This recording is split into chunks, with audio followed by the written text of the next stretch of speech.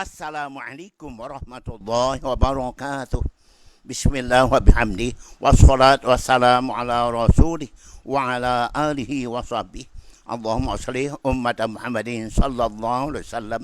Farij an ummat Muhammadin sallallahu alaihi wasallam. Warham ummat Muhammadin sallallahu alaihi wasallam. Waghfir li jami' ummat Muhammadin sallallahu alaihi wasallam. Wanshur wahfadh wa ayyid nahdal watan fil alamin bihaqqi Muhammadin sallallahu alaihi wasallam. Amma ba'du. Kaum muslimin dan muslimat, para pendengar dan jawab agama Islam yang dirahmati Allah dimanapun anda berada. Alhamdulillah, syukurlah kita ketemu lagi dalam acara ini. Moga-moga yang jumpai bersama keluarga yang sehat walafiat. Semuanya murah rezeki yang halal dan semuanya taat ibadahnya. Amin. Allahumma amin. Para pendengar yang dirahmati Allah, kita sudah masuk pertengahan daripada bulan Rajab. Mari kita nampakkan syukur kita kepada Allah dengan adanya perintah solat. Masih banyak yang belum syukur dengan adanya perintah solat. Iaitu belum bertambah jumlah jamaah di masjid-masjid, musalla-musalla. Yang malas tetap malas, yang rajin alhamdulillah.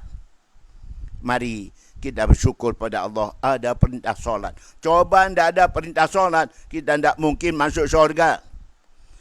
Miftahul jannah as-salah. Kuncinya syurga adalah solat.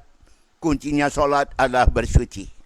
Jadi kalau tidak ada solat, kita bisa jadi tidak masuk syurga. Karena itu mari bersyukur kita mau hadir solat jamaah di masjid musalla kita. Disebutkan khamsun kana ahlina Rasulullah SAW. Dan 5 macam tidak pernah tinggalkan oleh Nabi. 5 macam Nabi tidak pernah tinggalkan. Ayo kita selaku pengikutnya, orang berteladan pada Nabi, mari kita lakukan 5 macam yang Nabi tidak pernah tinggalkan. Pertama, luzumul jamaah. Nabi tidak pernah meninggalkan solat jamaah. Mari kita menjadi pengikutnya yang mencontoh beliau. Dalam solat jamaah mungkin tak bisa 5 waktu. Ada kesibukan, mungkin zuhur, ada di sekolah, atau tempat lain tugas kita. Maka kita tidak hadir di masjid kita, musola kita.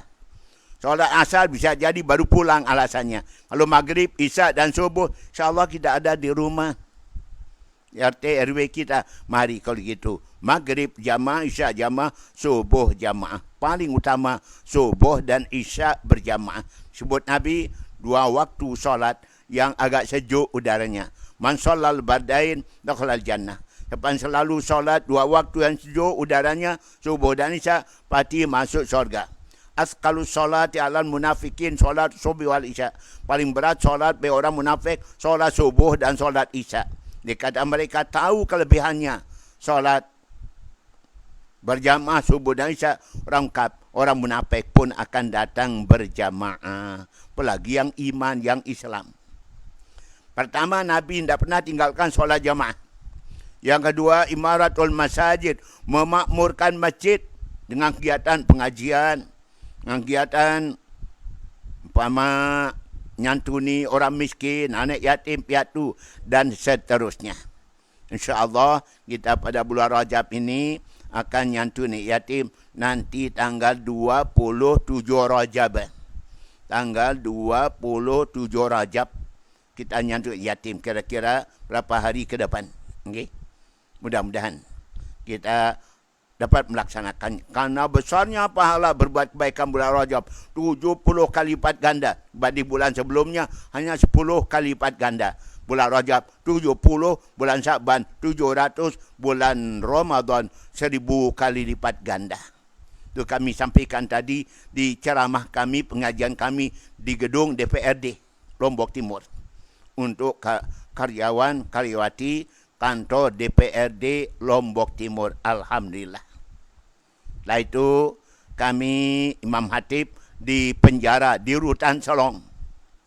Tadi sore kita sebetulnya peringatan Isra Mi'raj di satu tempat namanya Masjid Nurul Iman yang ada di Gunung Joget, wilayah Sakra atau wilayah Suwangi Timur. Namun apa yang terjadi? Imam masjid itu meninggal dunia kemarin. Sehingga tidak jadi acara Isra Mi'raj. Yang jadi adalah pemakaman almarhum imamnya, guru ngajinya di masjid tersebut. Masya Allah. Tak disangka-sangka, tak dinyana-nyana tiba-tiba.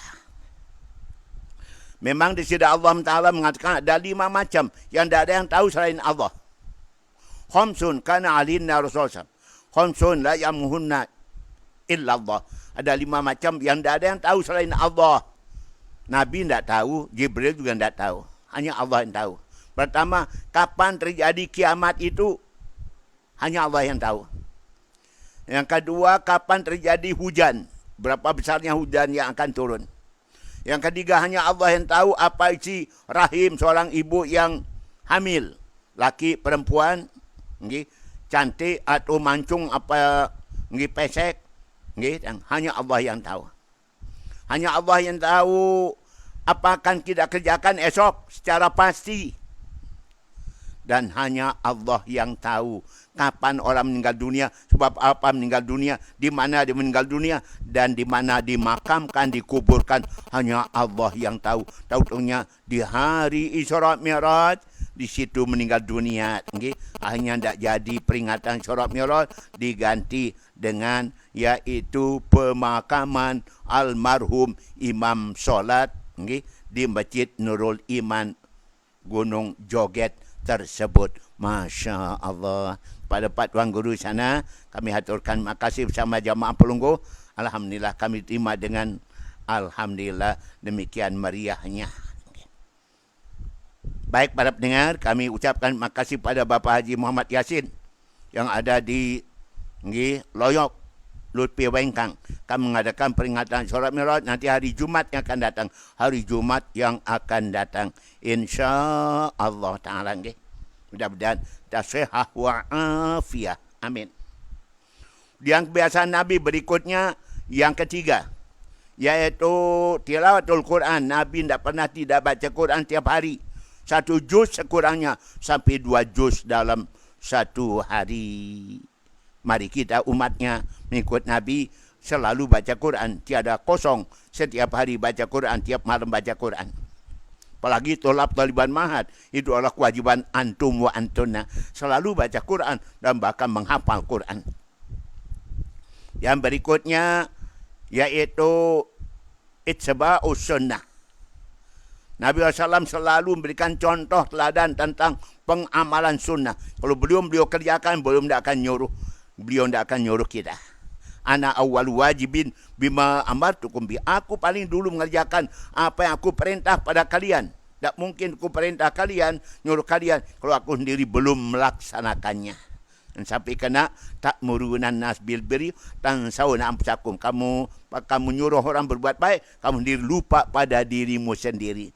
Kabura maqatan indallah taqulu ma la ta'falun. Soal dosa insya-Allah, kau mengucapkan sesuatu yang kamu sendiri tidak mengerjakannya. Pandai nyuruh orang doang, yang sendiri tidak mengerjakannya. Yang kelima kebiasaan Nabi, al-jihad. Berjuang demi untuk agama, nusa bangsa. Berjuang dengan ilmu, berjuang dengan harta, berjuang dengan tenaga, berjuang dengan yang lain-lainnya. Semuanya dipakai berjuang demi agama, nusa bangsa. Amin. Allahumma amin.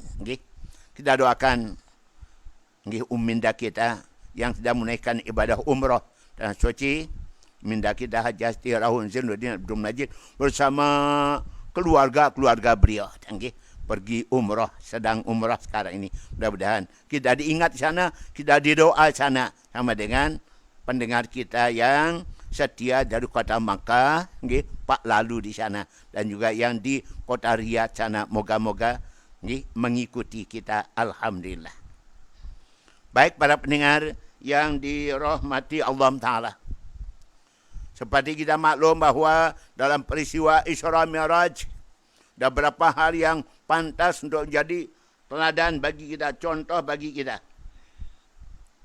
Umpama, Kanjeng Nabi SAW dibelah dadanya, operasi dadanya, dibersihkan hatinya dengan air zam-zam oleh malaikat Jibril Mikail. Pelajaran kita adalah apakah hati Nabi kotor sehingga perlu dibersihkan? Tentu tidak, mustahil.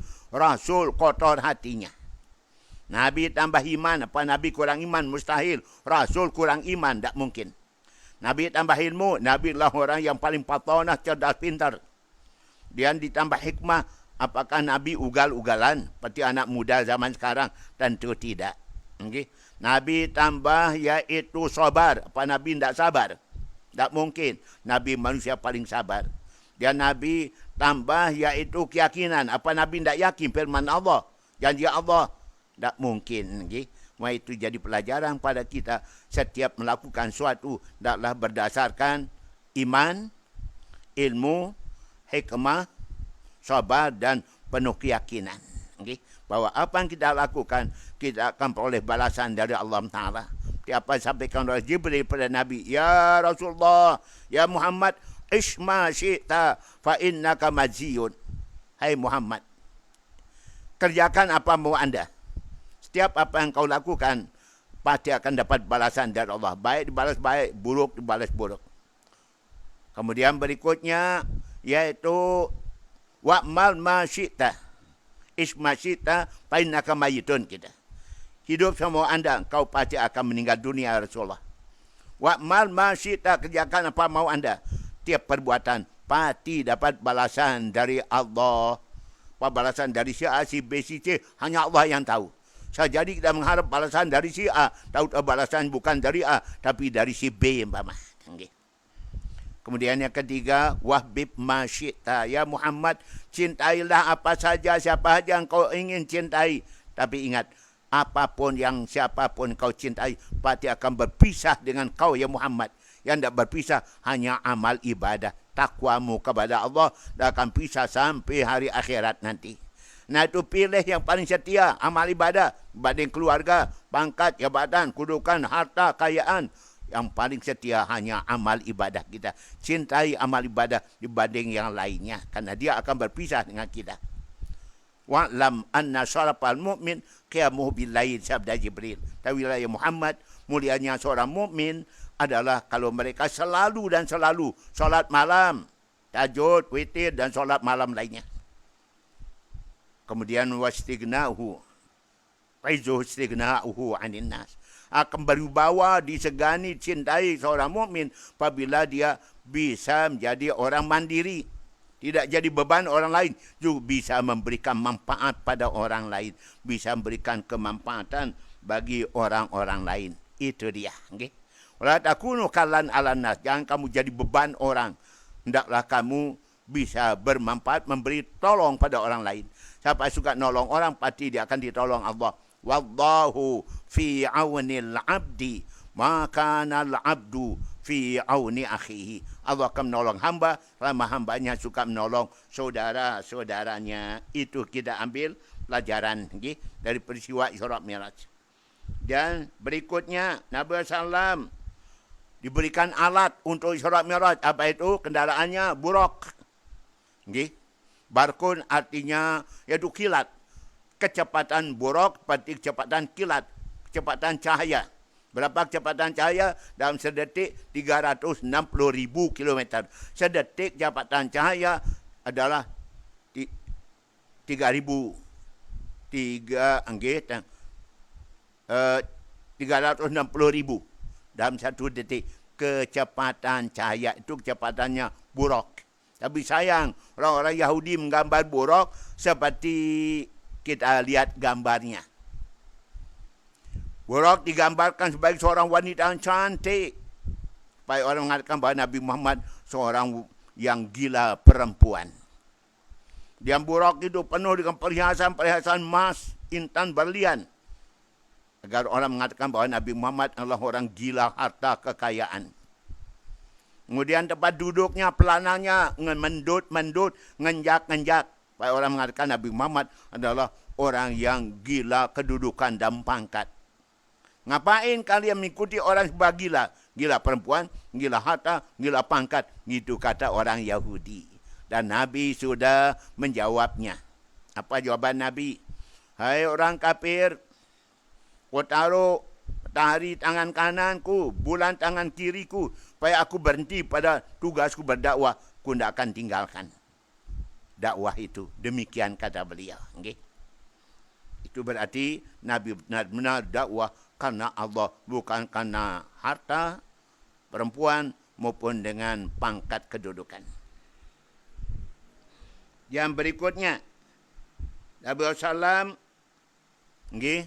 diajak turun oleh malaikat Jibril untuk solat. 5 tempat solatnya. Yang terakhir di Baitul Maqdis. Berjamaah Nabi kita jadi imam. Makmumnya para malaikat dan rasul-rasul terdahulu. Ini membuktikan bahawa kanjeng Nabi adalah manusia yang paling mulia. Lebih pada para malaikat dan rasul-rasul sebelumnya. Dan Nabi SAW melihat ada orang yang sekarang nanam, langsung tumbuh dan langsung padinya. Langsung saatnya untuk dipanen. Itu ditanam, langsung berbuah dan saat untuk dipanen. Setelah dipanen, tumbuh lagi buah yang baru. Dipanen lagi. Setelah dipanen, tumbuh lagi buah yang baru. Demikian seterusnya. Nabi tentu tanya sama malaikat Jibril. Ya Jibril, apa ini? Kok aneh sekali. Sekarang nanam, langsung panen. Setelah dipanen, tumbuh lagi buah yang baru.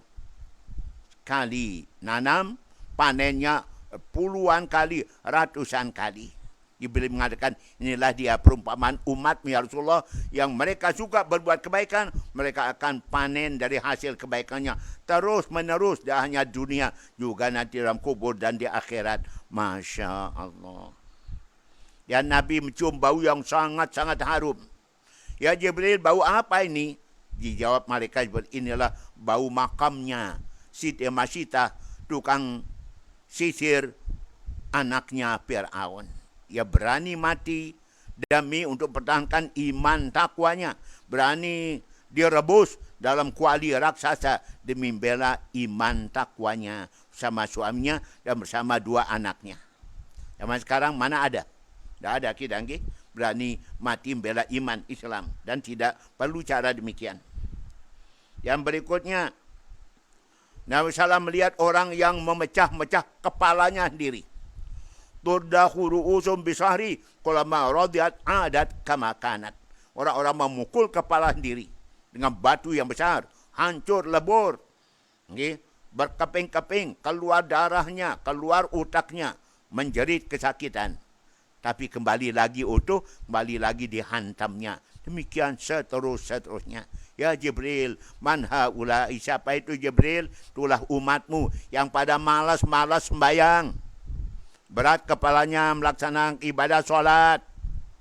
Zaman sekarang banyak dia. Tadi kita sampaikan khutbah di penjara di hadapan saudara kita yang ada di penjara. Firman Allah dalam surah Maryam ayat 59. A'udzubillahi minasyaitonir rajim. Fakhalafa min ba'dihim khalfun adha'u sholata wa tabau syahwat saufa yalqauna ghayya. Datang satu generasi manusia yang mereka itu melalaikan solat dan hanya menurutkan hawa nafsu. Mereka akan menjadi umat yang hancur, umat yang binasa, umat yang tersesat jalan, tidak selamat, tidak bahagia. Nauzubillah min dzalika, malas solat.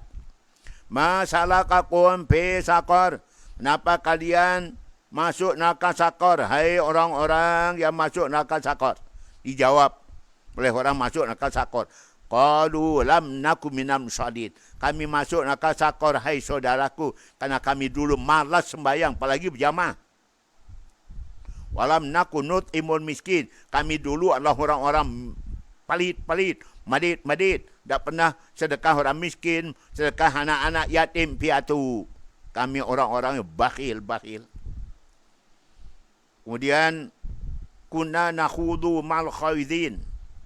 Kami masuk neraka sakor karena kami tukang bicarain orang, ngomongin orang tidak-tidak, hok-hok, fitnah-fitnah, adu domba. Wa kunna nukadzibu biyaumiddin. Kemudian kami masuk neraka sakor karena kami dulu tidak percaya adanya syurga, neraka, padang mahsyar, sirat mustaqim, hisab dan sebagainya. kami tidak percaya. Inilah nasib kami, hai saudara. Kami menjadi penghuni neraka Sakor. Oh, nyesalnya kami. Auzubillah min dzalika. Saya sampaikan tadi di pemakaman Gunung Joget, okay? Yaitu tentang apa itu? Okay? Apa yang disampaikan, ditanyakan oleh malaikat tiap hari di kuburan Islam. Ya ahlal kubur, madza nadimtum wa madza aradtum. Hai ahli kubur, apa yang kalian sesalkan dan telah jadi almarhum, apa yang kalian inginkan. Ahli kubur mengatakan, kami sesalkan ya malaikat adalah umur kami.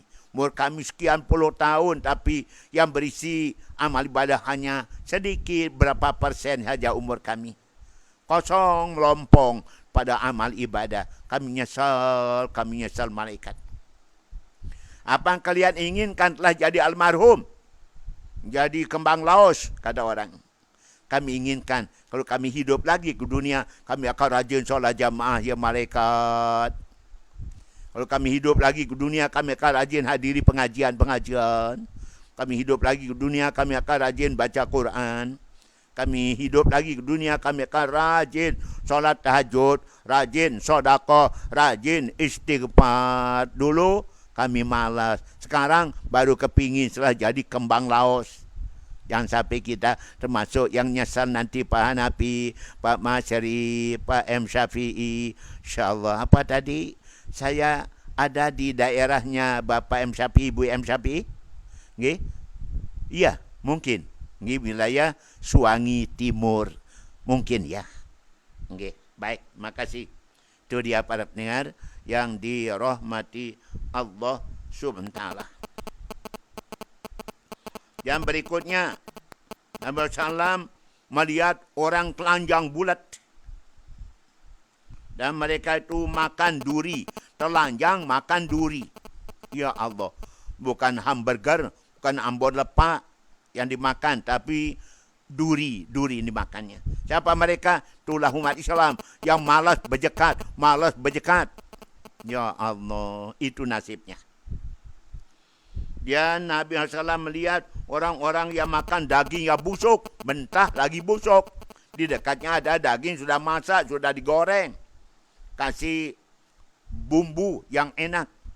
Justru yang dipilih adalah daging yang busuk. Siapa ya Jibril? Itulah umatmu. Suka berzina, suka selingkuh. Ada istrinya, ada suaminya. Tapi dia lebih senang kepada selingkuh dengan orang lain. Dan Nabi SAW melihat pohon berduri tengah jalan. Setiap orang lewat mesti terkait bajunya, badannya oleh duri tengah jalan. Apa ini ya Jibril? Itulah misalan pada umatmu yang suka mengganggu, menghalangi saudara-saudaranya berbuat kebaikan. Selalu dirintangi, selalu dihalangi supaya berbuat kebaikan. Sehingga bisa jadi gagal berbuat kebaikan karena dihalangi oleh saudara-saudaranya. Kayak pohon berduri. Dan Nabi SAW melihat ada orang berenang dalam lautan darah. Berenang dalam lautan darah. Siapa Jibril ini? Berenang dalam lautan darah. Tiap mau ke tepi, didorong lagi ke tengah. Lautan darah. Itulah umatmu yang suka rentenir, suka riba, suka peranakan kepeng, suka menggandakan uang. Nabi mengatakan, adana riba kaman zana bi ummih. Paling ringan dosa riba itu orang berzina dengan ibu kandung sendiri. Itu dosa berzina. Alhamdulillah. Dosa ngeriba gitu. Dosa ngeriba. Seperti itu dia. Seperti berzina dengan ibu kandung sendiri. Dan berikutnya Nabi melihat ada orang yang membawa yaitu kayu yang sudah diikat. Sangat berat hingga tidak bisa diangkatnya. Tapi walaupun demikian dia tambah lagi kayunya. Semakin berat, semakin tidak bisa diangkat. Makin tambah lagi. Ya Jibril, siapa ini? Inilah umatmu yang serakah terhadap kedudukan dan jabatan. dah banyak jabatannya, dah beres dia laksanakan, tambah lagi jabatan jabatan yang lainnya. Dia cari lagi jabatan yang lain sehingga semuanya tidak beres. Ini dia nasibnya nanti. Seperti orang yang mikul kayu yang sangat berat, tambah lagi kayunya sehingga tidak kepikul kembali. Serakah terhadap kedudukan dan jabatan. Auzubillah. Yang berikutnya yaitu orang-orang yang mencakar-cakar mukanya, dadanya dengan yaitu kuku-kuku dari tembaga. Berdarah-darah, keluar darah, kemudian dagingnya terkelupas. Dia cakar sendiri wajahnya dan dadanya. Siapa mereka ya Jibril? Itulah umatmu yang suka mengumpat, menggunjing, ngomongin orang, menjelek-jelekan orang, menghina orang, merendahkan orang. Itu nasibnya nanti. Oh, na'udzubillah. Kemudian berikutnya, Nabi melihat orang memotong-motong lidahnya sendiri. Memotong-motong lidahnya sendiri. Itulah orang-orang yang ahli pidato. Okay? Tetapi tidak sesuai pidatonya dengan perbuatannya. Omongnya tidak sesuai dengan perbuatannya. Seperti itu nasibnya. Motong-motong lidahnya. Tiap terpotong, keluar darah, menjerit sakitan. Kembali lagi utuh lidahnya. Potong lagi, potong lagi. Dan Nabi SAW melihat, yaitu ada sapi keluar dari lubang batu. Setelah dia keluar dari lubang batu, dia ingin masuk lagi. Tapi lubangnya kekecilan. Siapa ini ya Jibril? Itulah ibarat umatmu yang pandai ngomong, yang keliru, yang salah, yang hoax, fitnah. Setelah itu mau kembalikan lagi omongannya. Tentu tidak bisa. Sudah kedung keluar, jadi fitnah. Nabi SAW melihat, yaitu wanita-wanita cantik, memanggil-manggil Nabi. Ya Jibril, man haula'i, siapa mereka ya Jibril? Itulah, yaitu dunia ini. Itulah dia contoh dunia. Kalau kamu menjawabnya tadi panggilan mereka, umatmu akan terpesona oleh keduniaan, lupa akhirat, lupa agama, lupa Allah SWT, lupa ibadah. Jangan dilihat lagi wanita tua bangka, bongkok. Siapa ya Jibril? Itulah dia umur dunia kita ini. Umurnya dunia bumi seperti wanita yang tua ini. Zaman Nabi begitu, apalagi zaman sekarang, dapat tuanya. Nabi SAW juga yaitu ada laki-laki tua manggil-manggil Nabi. Ya Muhammad, ya Muhammad, tunggu saya. Jangan dijawab ya Rasulullah. Siapa mereka? Itulah setan yang memanggil engkau ya Muhammad. Kadang engkau jawab panggilannya, niscaya umatmu akan terpedaya oleh godaan setan iblis ya Rasulullah. Dan Nabi mendengar panggilan kiri dan kanan. Ya Muhammad, ya Muhammad, ya Muhammad. Tazirni, tunggu saya Muhammad. Jangan dijawab ya Rasulullah. Lanjut, terus perjalanannya. Siapa mereka? Itulah panggilan orang Yahudi, orang Nasrani ya Rasulullah. Itu dia para pendengar, pelajaran kita peroleh dari peristiwa Isra dan Mi'rajnya Nabi sallallahu alaihi wasallam. Saya minum dulu para pendengar. Kita jawab dulu pertanyaan yang sudah tiba.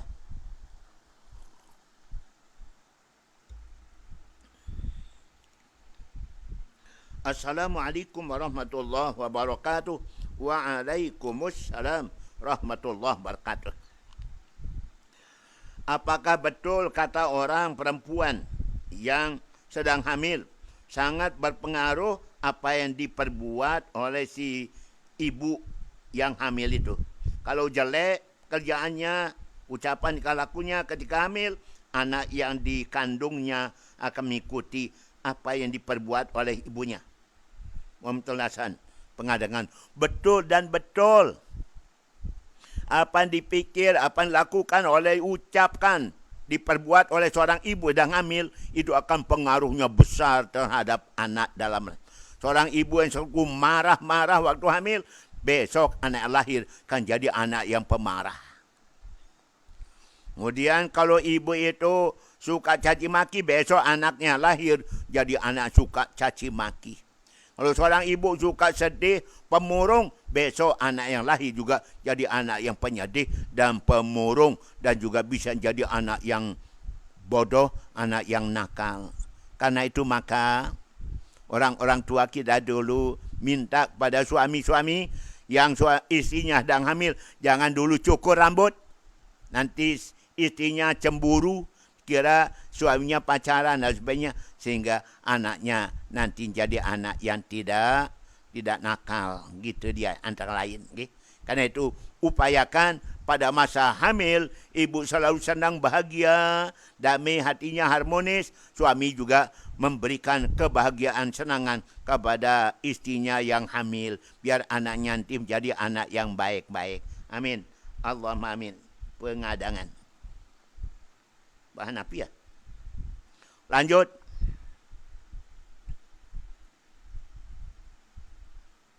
Dari siapa?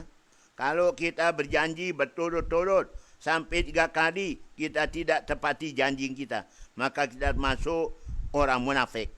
Itu orang yang bagaimana tergolong jadi orang munafik itu, bahan api. Para pendengar. Sifat orang munafik itu dalam Quran sebutkan 4. Satu rangkaian ayat. Dalam hadis sebutkan 4. Okay?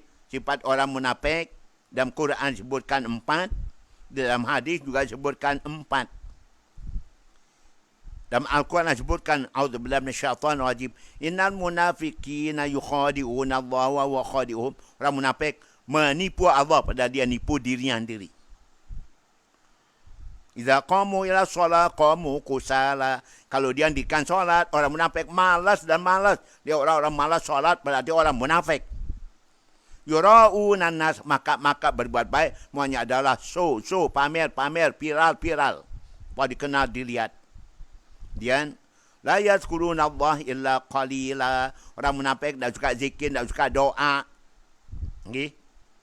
Zikir malas, doa malas. Orang munafik. Habis solat, Assalamualaikum, nyangsat, langlisat. Tak zikir, tak doa sama imam dan jamaah lainnya. Itulah kebiasaan orang munafik. Dalam hadis sebutkan, tanda orang munafik.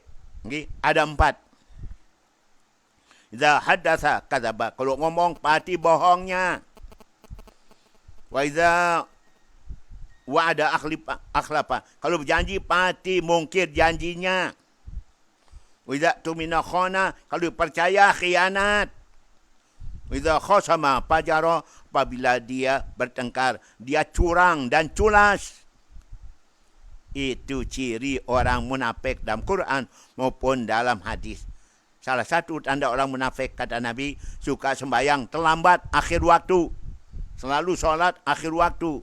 Tanda orang munafik. Itu juga kalau tidak Jumatan 3 kali tanpa uzur. Man tarkal Jumata salasan min ghair uzrin, munafik. Siapa meninggalkan solat Jumat 3 kali tanpa uzur, maka dia sudah dicap sebagai orang-orang munafik. Juga Nabi mengatakan bahawa orang yang tidak suka solat jamaah, tanda orang munafik yang dibenci Allah.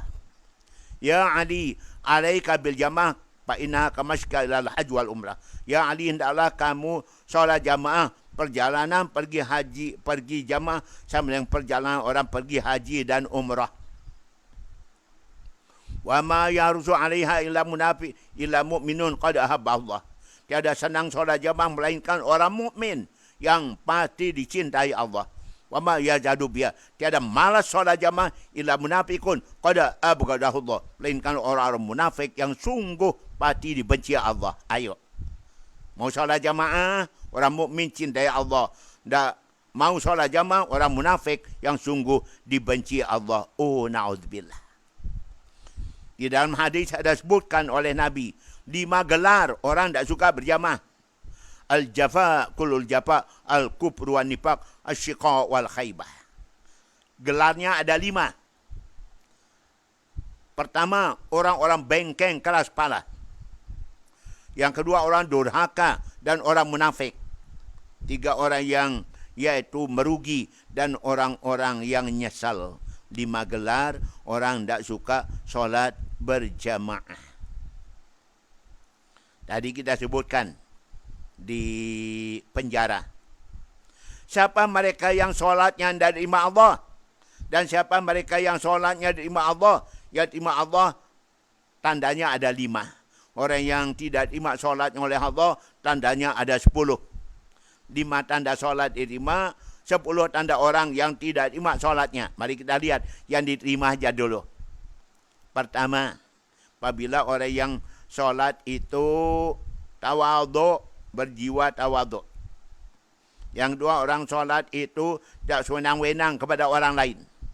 3, orang solat itu diterima Allah, tandanya tidak terus-menerus berbuat dosa dan maksiat. Dasarnya berhenti. Okay? Tobat, sadar, insaf. Dan yang keempat, tanda solat diterima Allah, selalu ingat Allah dimanapun dia berada. Sibuk dengan mengingat Allah, zikir pada Allah. Pun dia sedang bekerja cari nafkah, ingat pada Allah. Di tengah laut, ingat pada Allah. Tengah sawah, ingat pada Allah. Hingga dia melaksanakan solat pada waktunya. Terakhir, tanda orang terima solatnya, rahimal musab, wal miskin, wal armalah, wabnas sabil. Tanda solat yang kuterima firman Allah dalam hadis kursi ini.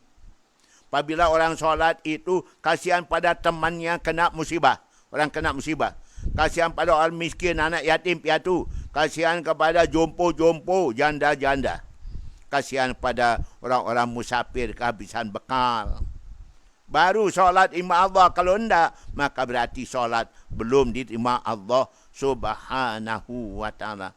Oh, na'udzubillah. Yang sampai solat tidak diterima Allah. Demikian, okay?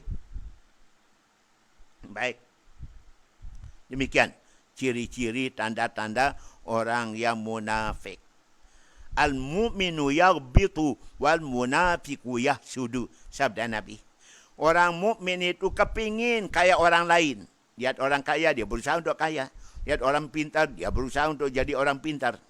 Lihat orang gagah, cantik, dia berusaha untuk jadi gagah dan cantik. Orang munafik sifatnya hasad, dengki, iri hati, talon hati. Milih menang mesa, itu ciri orang munafik. Nauzubillah min, dan kan tak senang melihat orang senang bahagia. Itu orang munafik. Demikian sabdanya Pak Hanafi. Okay. Makasih Bapak Masri, okay, yang kita kemarin ketemu di rumah sakit. Okay. Ada hadiah. Masya Allah. Tanyaannya, mana lebih besar pahalanya kita bersedekah hasil, okay, pakai hasil pertanian, hasil dari keringat sendiri, okay, hasil usaha tanpa, dengan hasil usaha tanpa mengeluarkan keringat dari panggungan. Para pendengar, sedekah itu tergantung ikhlas juga dah. Tergantung niat, tergantung ikhlasan. Walaupun hasil keringat diri, tapi kalau kurang ikhlas, juga pahalanya dikit. Walaupun hasil keringat sendiri, tapi kalau kita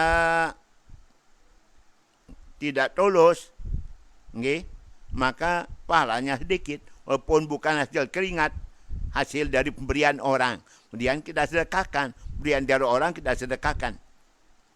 Maka dengan tulus dan ikhlas, kita dapat pahala lebih banyak juga. Semuanya kembali kepada hati kita, nurani kita.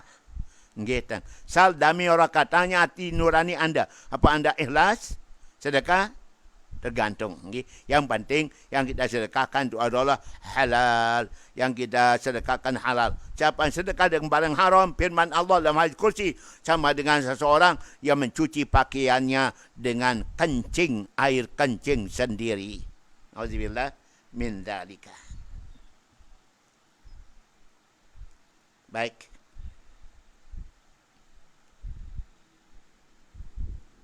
Ya. Pak Tuan Guru, apa hukumnya kalau tiang lihat Pak Haji pakai sorban, badan tiang gemetar, langsung berdoa, ya Allah, jadikanlah saya bisa pakai sorban. bisa haji seperti bapa haji itu. Apa boleh berdoa demikian. Dan itu sangat baik kita berdoa untuk dapat menaikkan ibadah haji. Okay? Rabbana innaka jami'un nas yaumin la raiba fi. Nallaha la yaqul mi'ad. Ijma' bainana wa baina Makkah wal Madinati sari'an salima fi khairin wa lupin wa afiyah yusrin wa ma'unah ya hu ya Allah ya hu ya Allah ya hu ya Allah. Itu doa kita biar kita cepat ditakdirkan dapat ibadah haji. Nggih. Sekarang tu daftar ibadah haji tunggu 30-35 tahun akan datang baru kebagian tu daerah Lombok Timur tu Pulau Lombok.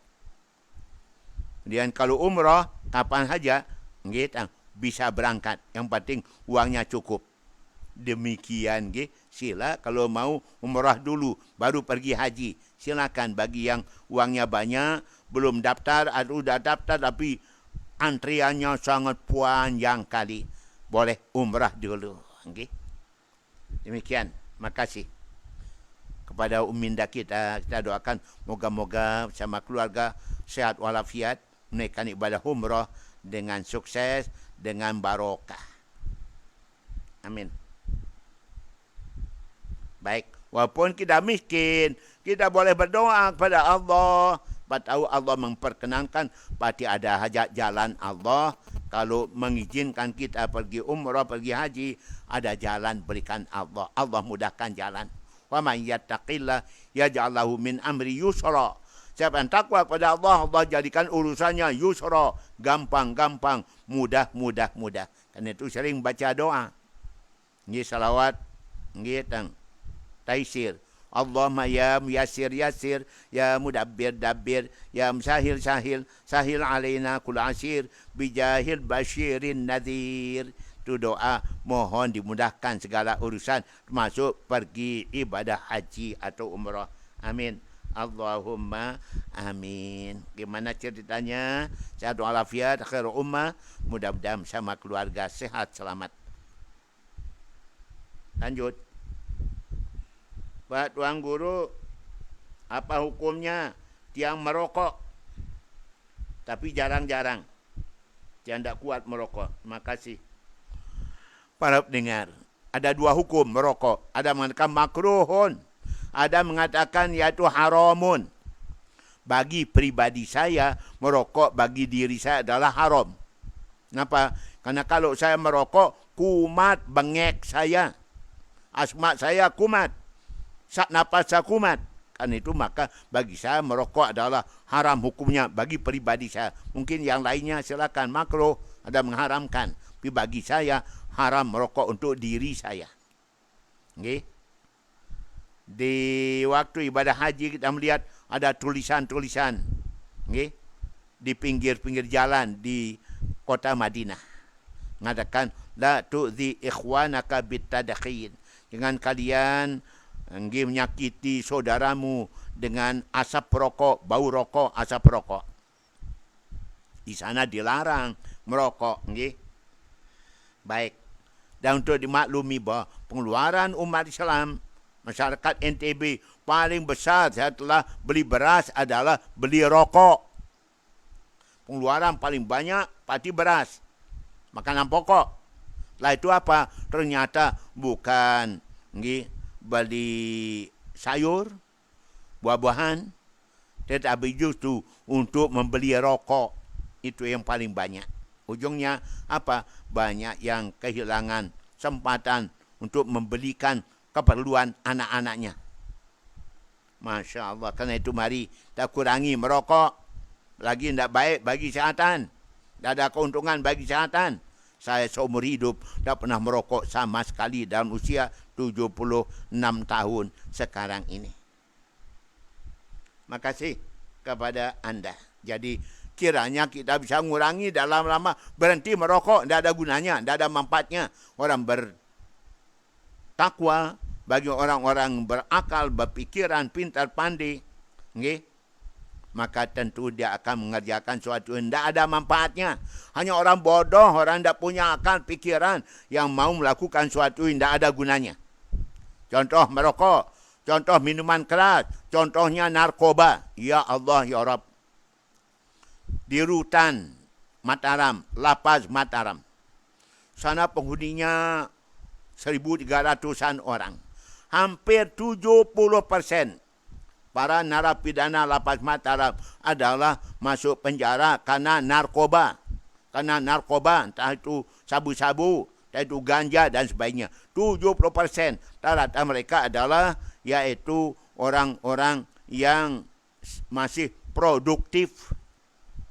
Itu dia. Umur 25 tahun, 30 tahun. Kan mereka saatnya masih rajin bekerja untuk keperluan keluarga. Tapi semua terhenti. Kenapa? Masuk penjara 5 tahun, 10 tahun, 15 tahun, 20 tahun. Kasihan anaknya, kasihan istrinya. Orang suka narkoba adalah orang tidak kasihan pada keluarganya. Tak kasihan pada dirinya. Tak kasihan pada masa depan anak-anaknya. Itu tanda orang bodoh dan bodoh. Ya Allah. Dan sampai daerah kita menjadi daerah yaitu zona merah narkoba. Persentase masuk penjara lebih 50%.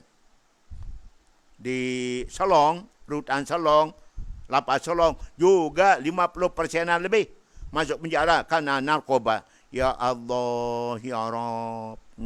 Tak pantas daerah Lombok Timur 99% beragama Islam, lantas seperti itu yang terjadi. Makasih. Iya. Baik, mari kita tinggalkan merokok. Lebih baik berikan susu, makanan untuk gizi anak-anak kita. Supaya anak-anak kita tidak stunting. Stunting itu artinya pertumbuhan badannya tidak normal. Percat, buntat, bulat, cebol. Denik ganggas. Itu namanya stunting. Sedang diperangi oleh pemerintah stunting ini. Baik, makasih. Lanjut. Pak Tuan Guru Nunasang. Tiang selesai berudu, tiang doa wudu. Memang kita anjurkan berdoa. Siapa-siapa berwudu dengan sempurna dan dia baca doa wudu, besok disuruh pilih surga mana mau anda. 8 surga yang ada, pilih mana mau anda masuk. Itu akan dikatakan. Apalagi tambah dengan solat sunat wudu, solat sunat wudu. Kemudian kami tambahkan dengan ini. Wajah wajhiya lilladzi fatara samawati wal ard hanifan musliman wa ma ana sampai di sana. Apa artinya? Apa boleh yang tambah doa wudu? Tandanya kita tidak tahu doa wudu. Jangan tambah-tambah. Doa wudu, doa iftitah dong. Jangan dicampur aduk. Doa wudu apa? Asyhadu an la ilaha illallah wahdahu la syarikalah wa asyhadu anna Muhammadan abduhu wa rasuluh.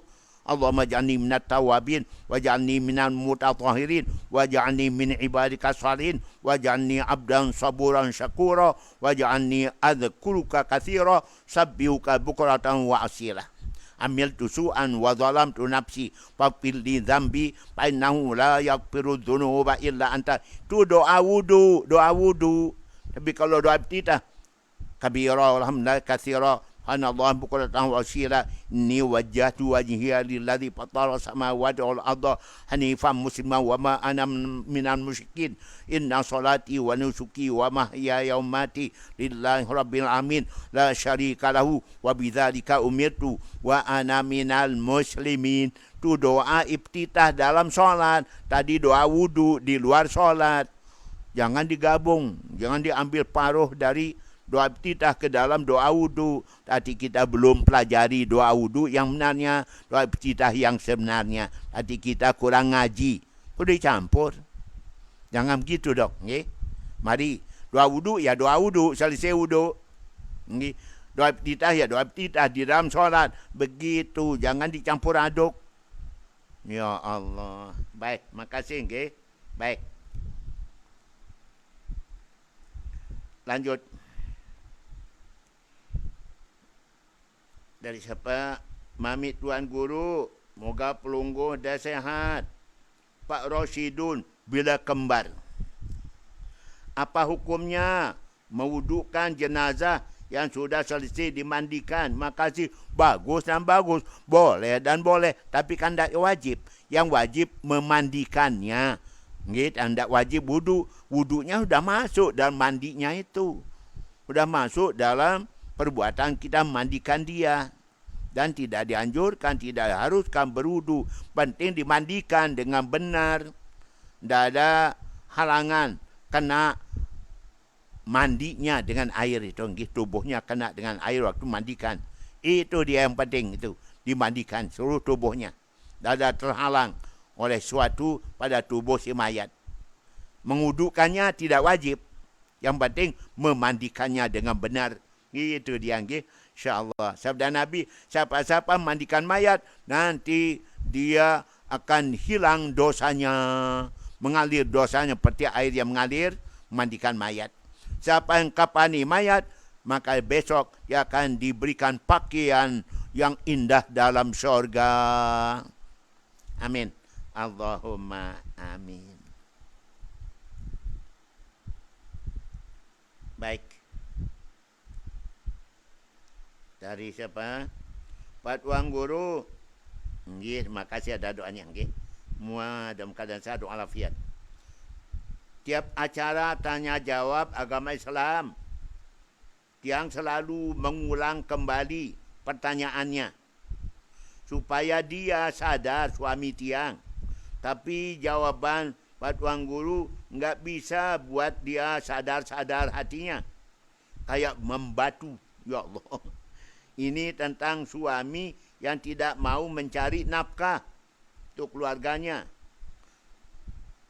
Tiap hari kerjaannya cuma makan-makan, nonton-nonton TV, menggaulin istrinya dan tidur-tidur. Sedangkan istrinya dipaksa mencari nafkah hamba Allah Pringgabaya. Okay, mari kita sampaikan hadis Nabi. Kapa bil mar'i isman ayudhaya mayakut. Cukuplah, pati seorang berdosa apabila dia tidak mencarikan nafkah bagi yang wajib diberinya nafkah. Istrinya, anaknya, keluarganya, wajib. Kalau tidak dia carikan, berdosa. Paling dulu ditanya oleh Allah pada laki-laki nanti adalah di akhirat tentang sholatnya, dan kedua wajibannya terhadap keluarganya, istrinya, anaknya, orang tuanya.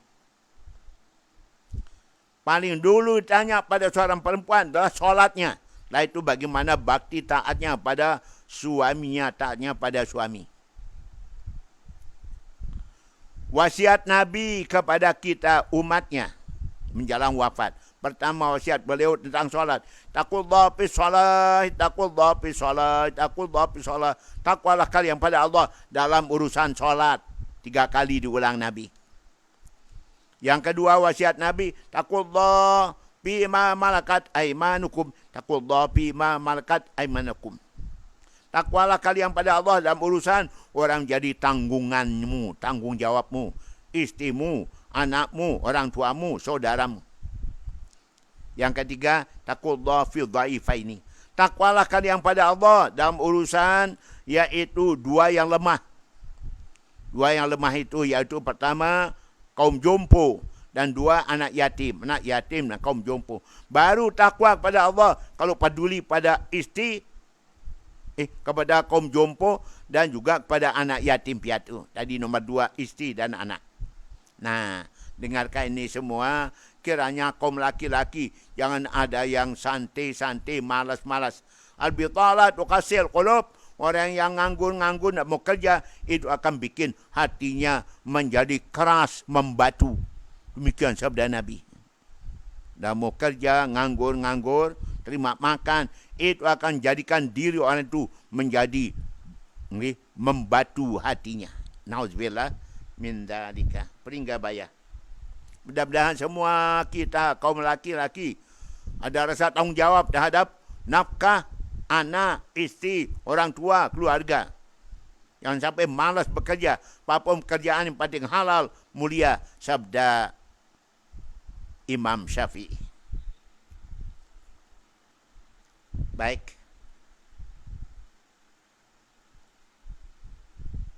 Dari siapa? Saya selalu mengutamakan orang lain. Bapak saya selalu mengutamakan orang lain. Sedangkan keluarganya diabaikan. Tidak dinafkahi. Tidak dibiayai anaknya kuliah. Istrinya dipaksa mencari nafkah sendiri. Itu tadi. Kalau seorang laki-laki tidak bekerja. Dia mau carikan nafkah. Bagi istrinya, anaknya, keluarganya.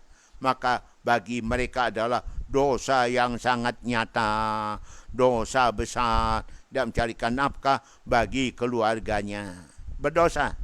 Lebih mengutamakan orang. Anaknya tidak diutamakan. Istrinya tidak diutamakan. Maka dosalah bagi seorang laki-laki. Nauzubillah min dzalika. Ada 3 amalan yang sama nilainya insya-Allah. Pertama, orang pergi menuntut ilmu. 2 orang pergi mencari rezeki yang halal. 3 orang pergi berperang. Nilainya sama. Bagian ada pergi perang, bagian ada pergi menuntut ilmu, bagian ada pergi mencari nafkah yang halal. Sama pahalanya insya-Allah. Amin. Allahumma amin. Man amsakala min amal yadi sabaqurallahu. Siapa yang capek lelah sampai rumahnya pergi cari nafkah, maka sampai rumah dosa-dosanya mendapatkan ampunan dari Allah Taala. Man bata kala min talabi ilmi bata maqurallahu. Siapa pulang ke rumah capek lelah untuk ilmu, sampai di rumahnya dosa-dosanya sudah dapatkan ampunan Allah. Nah, itu dia tu laptop buat mahat nggih. Kena juga. InsyaAllah. Okay. Terima kasih.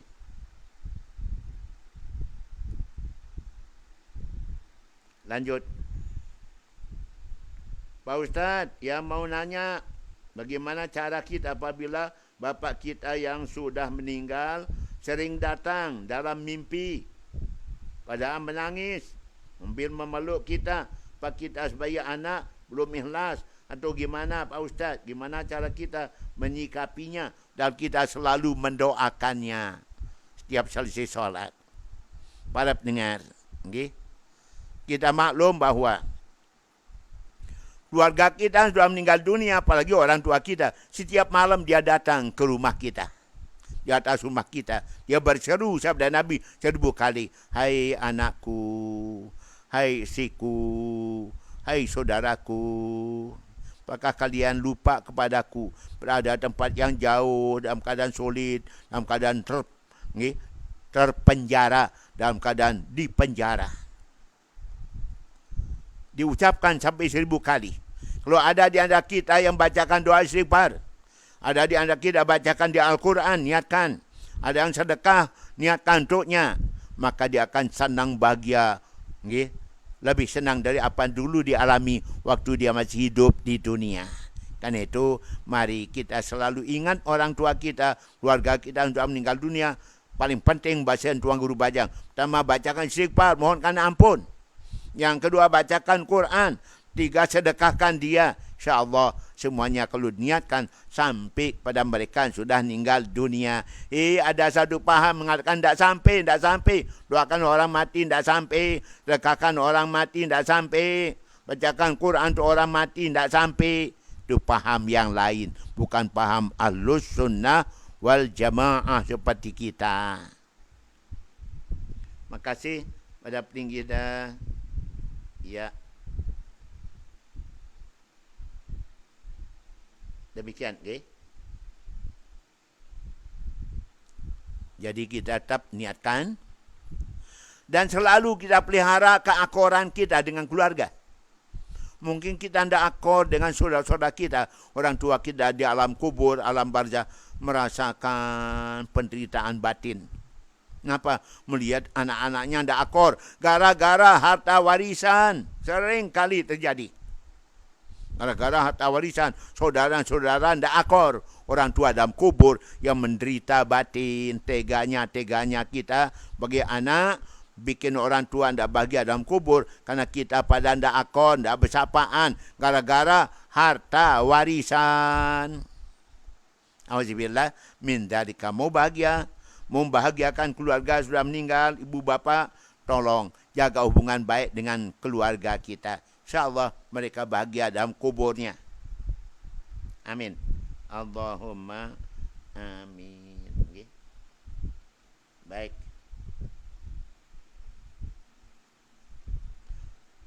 Ya, sudah tadi. Okay. Sudah tetap didoakan. Mungkin ada yang masih kurang. Ada yang masih kurang. Anda lakukan untuk orang tua sudah meninggal. Apa lagi?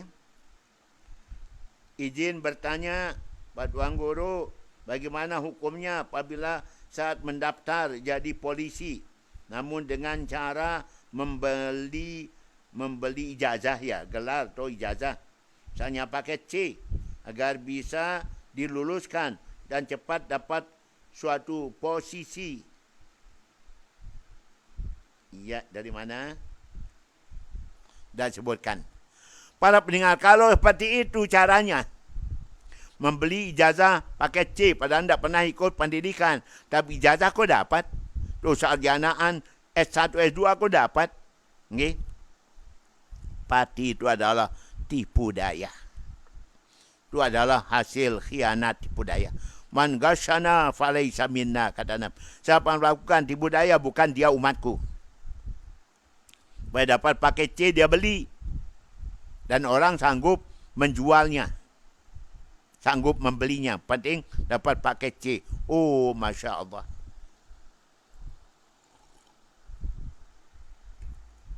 Apa yang diperoleh dari hasil pakai C itu nanti semuanya akan menjadi harta yang haram. Kekayaan yang haram. Peroleh jalan yang haram. Pak Ma nyuruh orang bikinkan dia skripsi. Kasih upah yang banyak. Orang sanggup demi dapat uang banyak.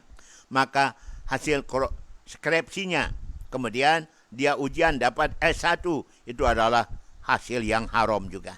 Oh, na'udzubillah. Makasih kepada anda.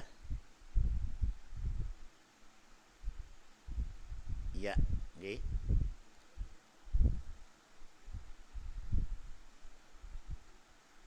Lanjut. Saya mau nanya, apa boleh puasa tahun kemarin digabung sama puasa yang akan datang? Sekaligus bayar fidyah. Saya Alia. Para pendengar, apakah artinya ada puasa yang belum kita qadha tahun kemarin? Menunda-nunda qadha itu berarti nunda-nunda bayar hutang kepada Allah. Fadainullah haqqu an yuqda. Hutang kepada Allah itu harus segera dilunasin. Belum puasa tahun lalu, tahun kemarin. Tapi sekarang belum diqadha. Besok akan digabung dengan puasa ditinggalkan, Ramadan akan datang. Dosa dan dosa. Mengalihkan kewajiban bayar hutang kepada Allah. Jadi kalau meninggal dunia, belum bayar hutang, mati nanggung hutang. Oh, besar akibatnya. Kalau sudah bisa qadha dia. Okay? Baru bayar fidyah, qadha dan bayar fidyah. Kalau tujuan kita adalah tidak puasa kemarin karena khawatir anak kita tidak sehat.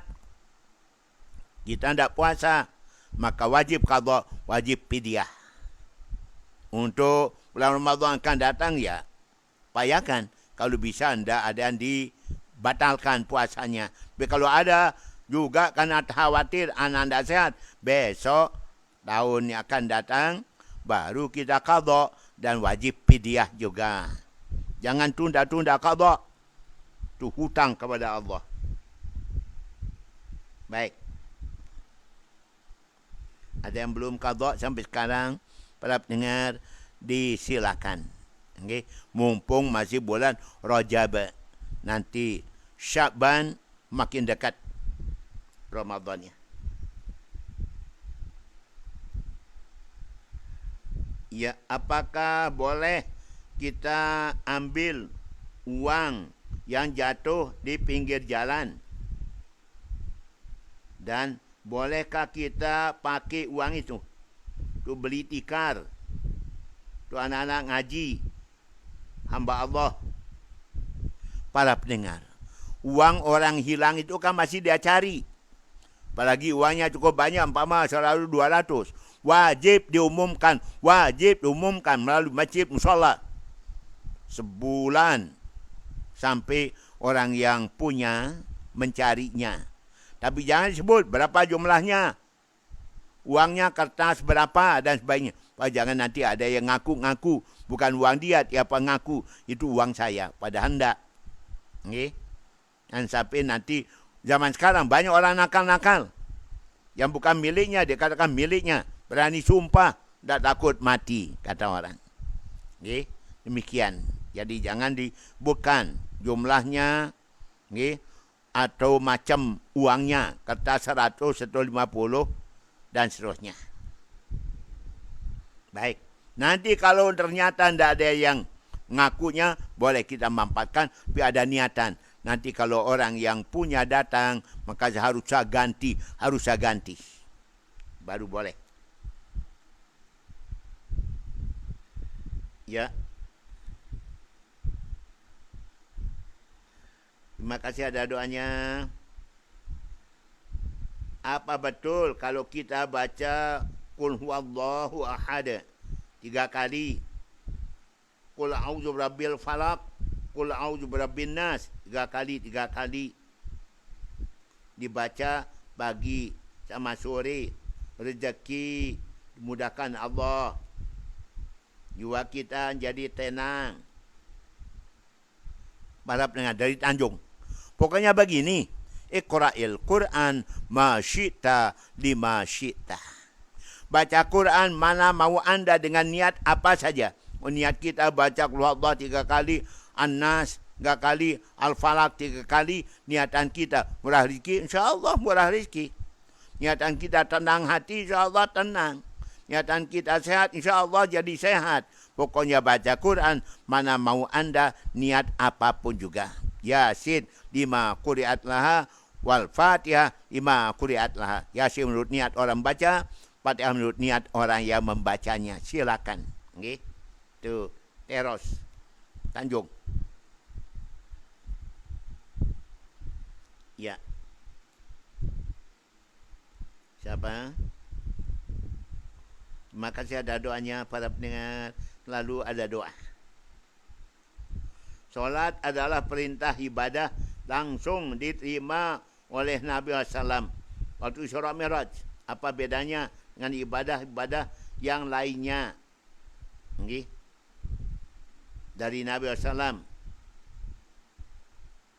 Para pendengar, Marwan Batu Gapit. Ibadah-ibadah yang lain itu diterima Nabi melalui malaikat Jibril alaihissalam. Melalui malaikat Jibril. Tapi ternyata di dalam Nabi Isra Mi'raj ada mengatakan bahawa disinggung juga oleh Allah pada Nabi berapa macam ibadah. Pertama solat pasti. Yang kedua juga disebutkan tentang mahwal Islam. Apa itu Islam? Juga disebutkan itu mahyal hijrah. Mana hijrah? Apa itu hijrah? Saya baca dalam sebuah kitab. Kemudian jihad, mahwal jihad. Wajiban jihad. Kemudian kewajiban sedekah, utamaan sedekah, kelebihan sedekah. Sebutkan juga, sampaikan waktu Isra Mi'raj tentang as-saum, puasa. Kemudian amar ma'ruf nahi mungkar, kewajiban amar ma'ruf nahi mungkar diwajibkan juga, diperintahkan oleh Allah tu Nabi kita Isra dan Mi'raj. Itu dia para pendengar ni. Masya Allah. Jadi kebanyakan adalah sampaikan oleh Allah melalui malaikat Jibril alaihi salam. Demikian, okay? Baik, makasih. Batu Gapit. Lanjut.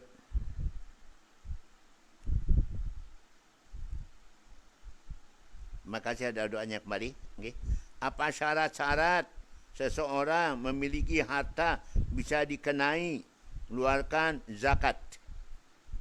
Gimana seorang petani memiliki padi yang hasil nyakap, wajibkah mengeluarkan zakatnya? Marwan Batu Gapit. Para pendengar, zakat itu ada zakat mal, zakat tijarah, zakat nabat, tanaman. zakat uang apabila sudah cukup nisab dan haulnya 80 juta atau mungkin 40 juta gantung harga emas. Diputar selama 1 tahun, disimpan selama 1 tahun, bikin modal usaha 1 tahun. Maka wajib keluarkan zakatnya apabila cukup 1 tahun dan nisabnya sudah cukup tadi. Atau kalau padi, jumlah padi yang dipanen 1 ton 13 kintal. Iya, 1 ton 3 kintal. Maka zakatnya adalah 10%. Emas juga demikian. 80 gram emas, zakatnya yaitu 2,5%. Jadi cukup nisab dan haulnya, kecuali tanaman seperti padi. Kapan kita panen, situ wajib zakat, yang penting cukup nisabnya. Fa'tu haqqahu yawma hasadih, firman Allah. Keluarkan zakatnya di saat Anda panen. Panennya 2 kali setahun, berarti 2 kali dia zakat. Kalau sudah cukup nisabnya, tidak tergantung pada haulnya. Demikian kepada batu gapit.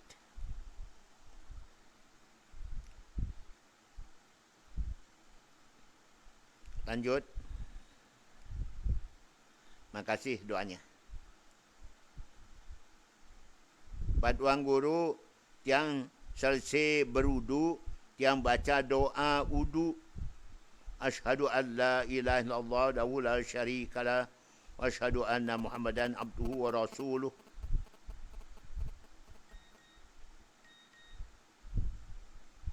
Allahumma ja'alni minat tawabin wa ja'alni minal mutatahhirin. Terus yang sambung dengan inni wajjahtu wajhiya lilladzi fatara samawati wal ardh. Kok itu penyambungnya? Nggih. Nyambungnya bukan dengan doa iftitah, nyambungnya dengan doa habis wudu memangnya. Jangan doa iftitah jadi sambungan doa wudu. Atau doa wudu sambung dengan doa iftitah, iftitah disambung dengan doa wudu. Salah pasang. Maka harus benar hafalan kita. Doa wudu ya doa wudu, doa iftitah ya doa iftitah dong. Nggih, jangan salah pasang, jangan salah sambung. Bisa-bisa tidak nyambung karena salah, nggih. Jadi pelajarin mana doa wudu sungguhnya, mana doa iftitah yang sesungguhnya. Gitu dong, jangan salah keliru.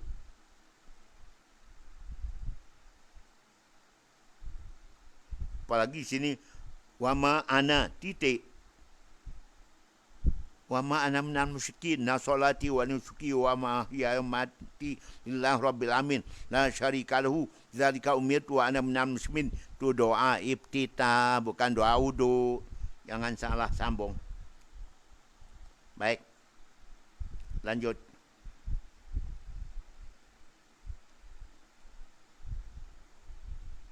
Pak Tuan Guru sudah selesai solat Jumat, tapi tiang lupa solat ba'diyah Jumat. Pas solat Jumat tiang sah, sempurna. Makasih. Namanya solat sunat, boleh dikerjakan, boleh hendak. Okay? Tapi dikerjakan ya bagus.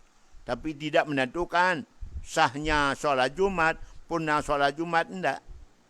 Okay? Mau ba'diyah Jumat, boleh di masjid atau di rumah.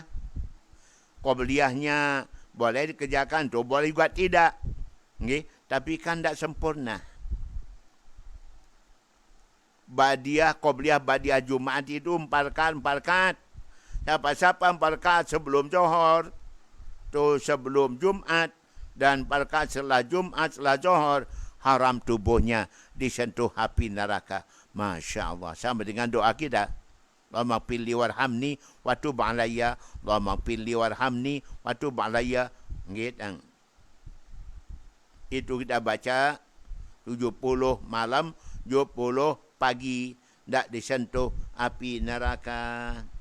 Amin. Allahumma amin. Terima kasih.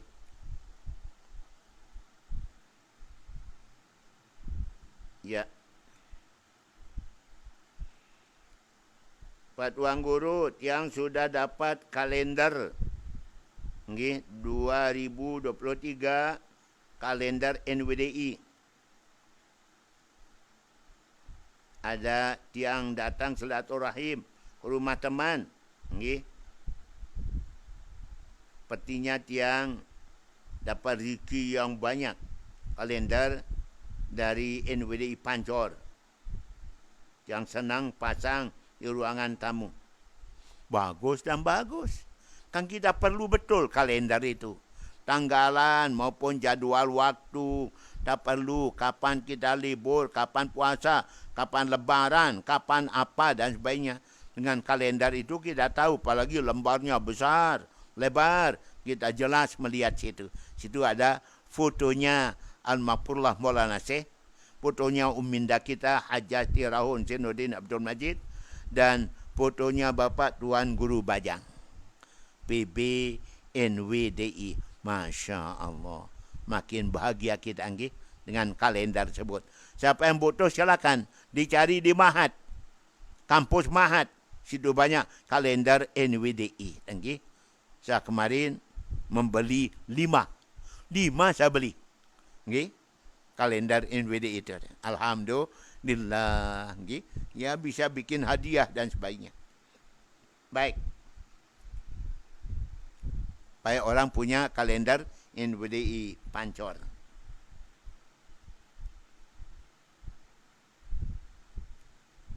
Pak Tuan Guru yang selalu ikut dengar ceramah Pak Tuan Guru muda kita, M. Rifki Farabi Majdi. Bijanya Pak Tuan Guru Bajang ke? Yang sangat senang teringat waktu Bapak Tuan Guru Bajang dulu selalu keliling ceramah ke kampung kami. Pak Tuan Guru, bolehkah? Boleh kan? Iya dong, namanya kita cinta pada orang alim. Almaru ma'amman ahabba ilahi yaumal qiyamah. Seorang mukmin muslim sama siapa yang dicintainya dunia, itu temannya sampai di akhirat. Siapa kita cintai, itu teman kita nanti di alam akhirat. Cinta ulama sama ulama di sorga. Cinta orang soleh sama orang soleh di sorga. Cinta penjahat sama penjahat nanti di akhirat di neraka. Tukang teler, mabuk, narkoba, maling, garong, rampok, selingkuhan, nggih, bersama mereka nanti di neraka. Tergantung siapa teman kita yang kita cintai di dunia. Karena itu mulai sekarang kita pilih siapa teman kita. Nggih, siapa kita cintai. Cintai Tuan Guru Bajang, bersama dia. Maulana Syekh, kita bersama dia. Uminda bersama Syekh Mahat bersama beliau. Okay? Itu dia. Karena itu pilih-pilih siapa teman kita bersama nanti di akhirat. Orang alim soleh, ulama-ulama Tuan Guru, sama mereka di akhirat.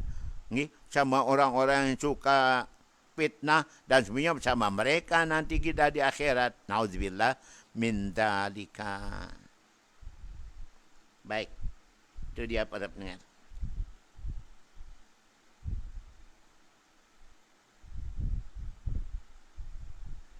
Lanjut.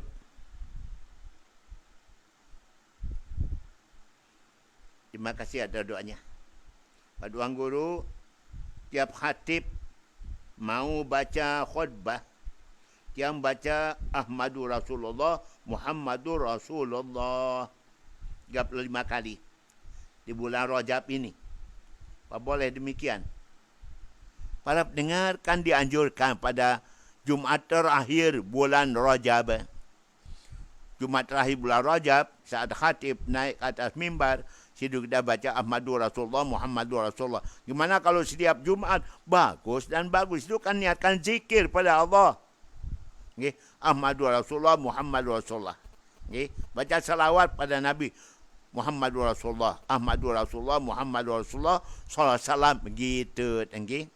Sama dengan Zallahu anna Muhammadur Rasulullah bima huwa aluh, ada salawat di sana. Tentu bagus juga. Okay. Selalu dibaca tiap hari Jumat bulan Rajab. Yang dianjurkan adalah Jumat terakhir bulan Rajab. Mudah-mudahan murah rezeki setahun ke depan. Baik. Apa? Makasih doanya. Yang tunas bacaan istighfar Rajab hari 10, hari 20, hari 30. Makasih. Ada dua macam kan, istighfar dan tasbih. Istighfarnya sama. Wa mafili warhamni wa tub alayya. Hari pertama, kedua sampai 10, 20, 30 sama istighfar Rajabnya. Astagfirullahalazim. Apa? Allahumma fili warhamni wa tub alayya. Ditutup dengan astagfirullahalazim alladzi la ilaha illa huwal hayyul qayyum ghafarudz dzunub sattarul uyub wa atubu ilaih taubata abdin zalimin li nafsi la yamliku naf'an wala dharra wala hayatan wala mautan wala nusyura. Adapun tasbih Rajab itu yang beda. 10 hari yang pertama subhanallahil hayyil qayyum, subhanallahil hayyil qayyum. 10 hari pertama dibaca. Kemudian 10 hari yang kedua subhanallahil ahadis samad, subhanallahil ahadis samad. 10 hari yang ketiga kita baca yaitu subhanallahir raub, subhanallahir raub. Nggih, maksudnya Allah yang maha kasih sayang, lemah lembut. Subhanallahil ahadis samad, maksudnya Allah yang esa tempat segala makhluk menggantungkan hidupnya, gantungkan hidupnya. Subhanallahil hayyul qayyum, maksudnya Allah yang hidup, yang berdiri sendiri. Itu dia 10 pertama, 10 kedua, 10 terakhir. Terima kasih. Baik.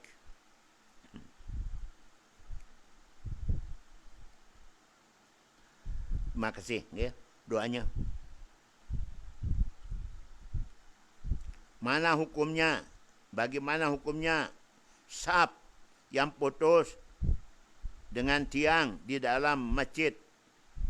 Oh, putus karena tiang masjid.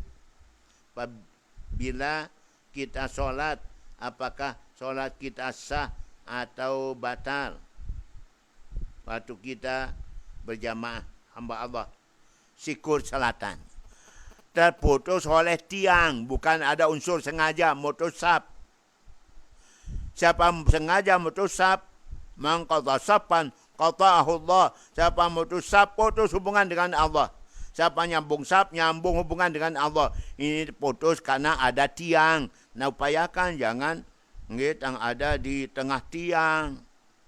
Upayakan jangan sampai putus sap karena ada tiang di antara kita dengan teman-teman lain jamaah. Itu dia. Kalau ada unsur sengaja, sah solatnya, tapi hilang pahala jamaahnya. Sama dengan solat jamaah sendirian di belakang sap, sendirian belakang sap, maka kita tidak dapat pahala berjamaah. Itu juga biarkan jarang satu sap dengan satu orang dengan orang lain.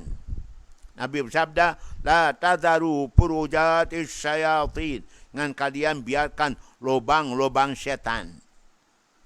Sap yang jarang-jarang itu jalannya setan ke sana kemari untuk menggoda kita. Nah, itu jangan kalian biarkan lubang setan. Dekatkan hubungan satu sama lain dalam bersap-sap untuk sholat. Jangan setan jalan ke sana kemari. Gitu dia, sikur salatan.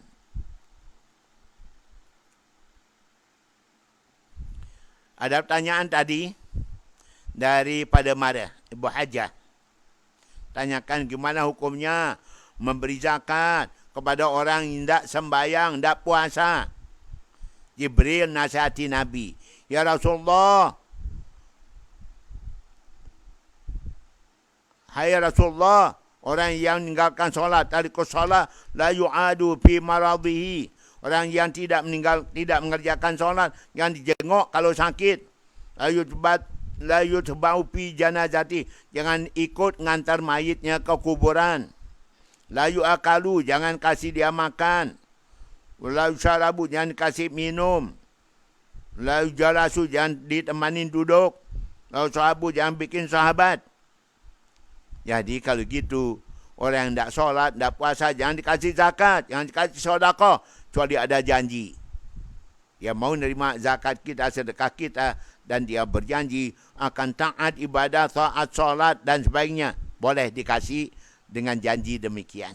Okay? Makasih kepada yang bertanya daripada Mara. Bu Hajah Baik Zaitun namanya. Ya. Pada tanya, apa sekarang kita boleh solat jamaah sama Pak Imamnya? Karena isinya imamnya gila, sudah gila. Dan tetap agama lain. Kok ada ya? Mana gila, mana agama non-Islam. Mana mau kita berjamaah pada orang demikian. Kalau betul, jangan ni fitnah. Jangan sampai jadi fitnah.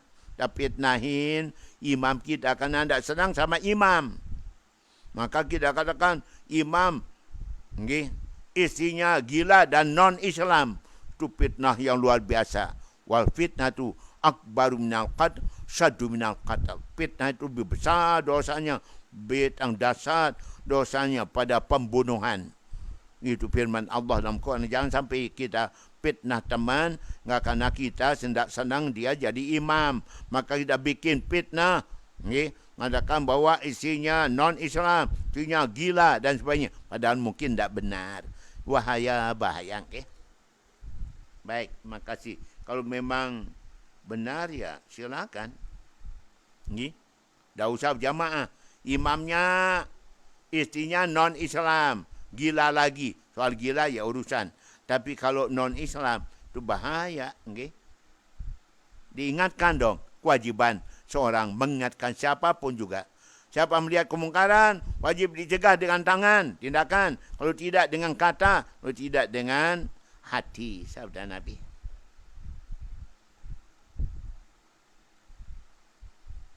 Ya, itu dia. Dan mau ke musallah karena imamnya tadi.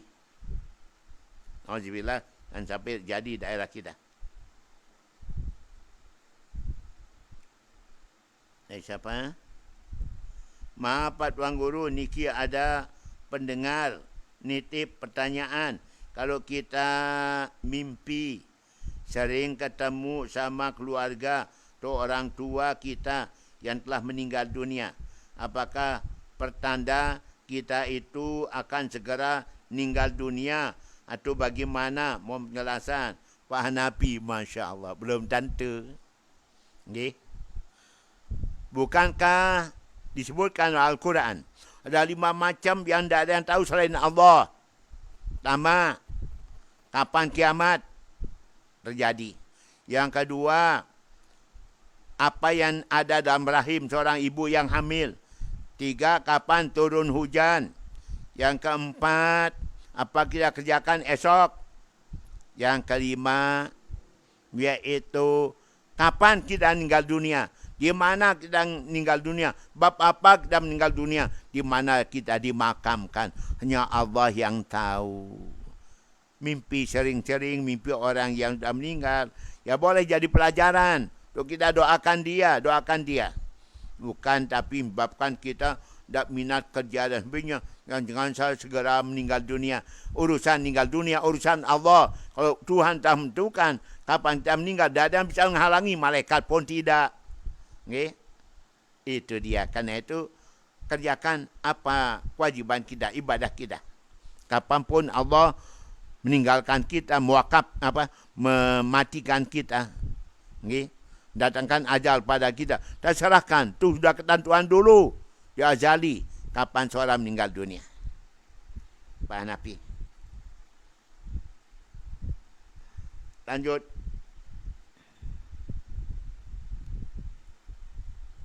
Ya. Gimana cara kita supaya doa kita diterima oleh keluarga kita yang telah meninggal dunia? Apa cukup dengan kita mengingatnya ketika kita membacakan doanya? Atau bagaimana? Para pendengar, kalau kita mendoakan seorang, maka kita niatkan untuknya.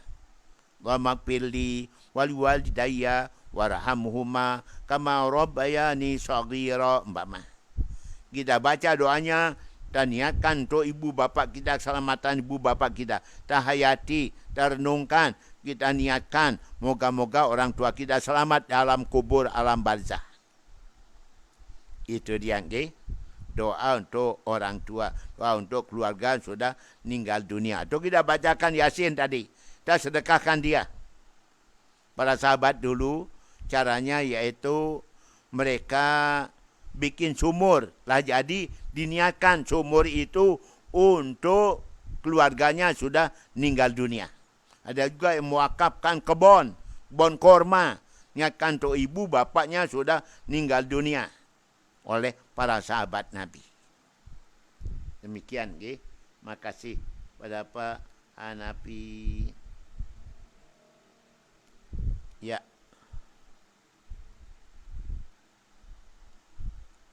Lanjut.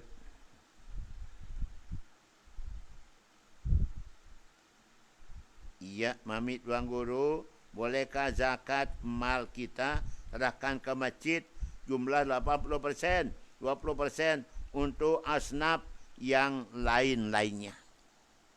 Kita harus berlaku adil dong. Kita harus bersikap yang wajar. Yang habis untuk satu asnaf.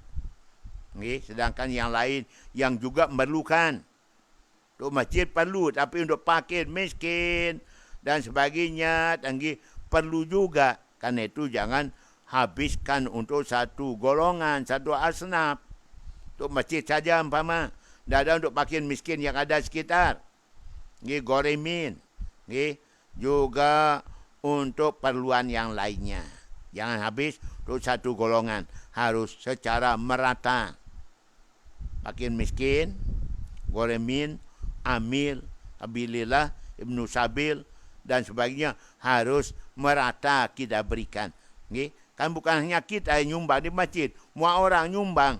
Kalau banyak nyumbang, tentu banyak juga hasilnya. Baik. Dari mana? Makasih. Moga-moga.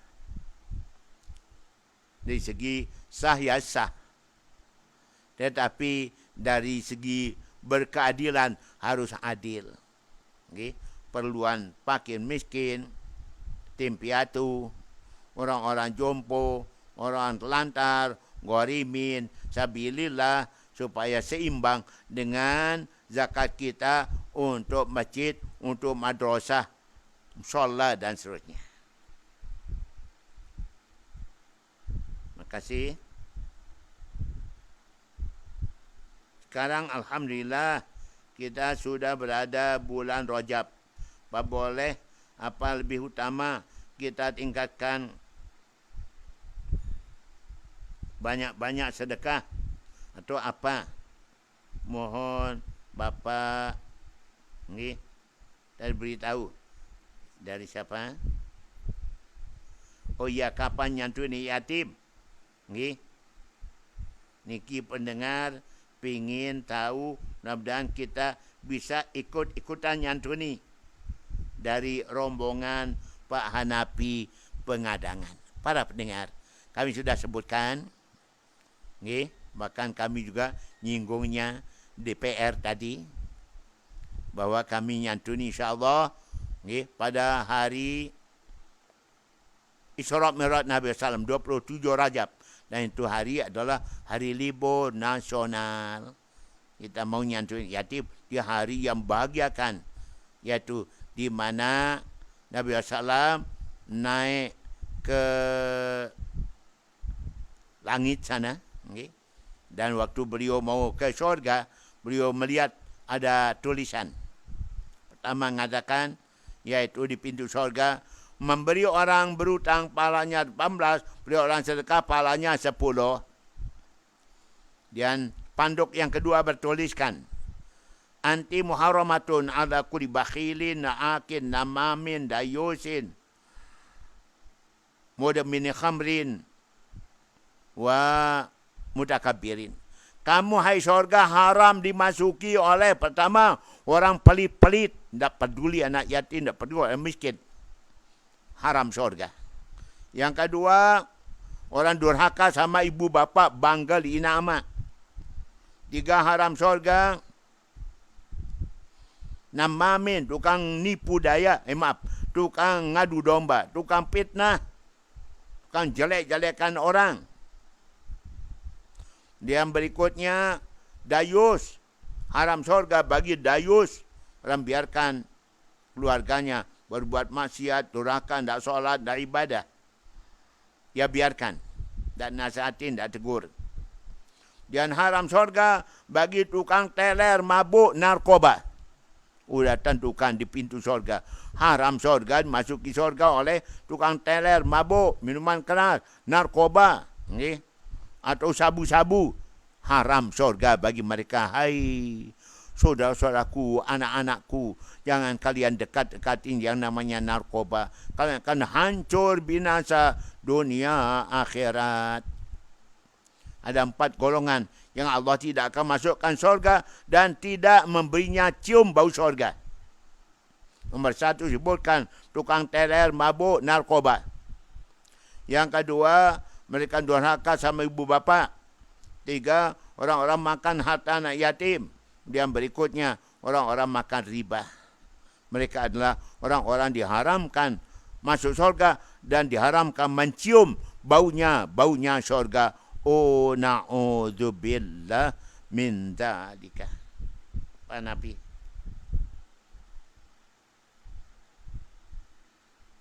Ya. Saya ada waktu kita.